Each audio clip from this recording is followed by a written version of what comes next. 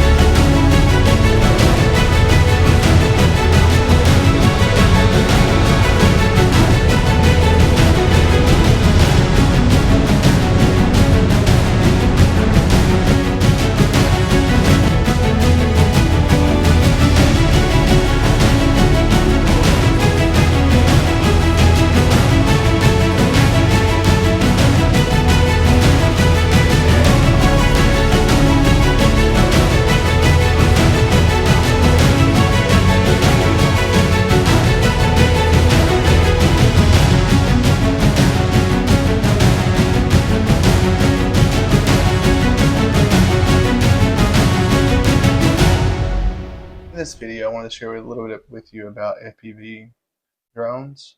As you can see in this clip right here, it's actually what I see through the goggles.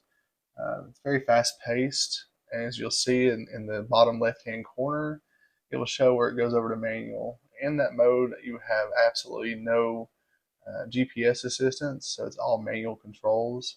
This was a very fun flight, and I hope to be able to continue progressing and learning a bit more and doing a little bit more in this area.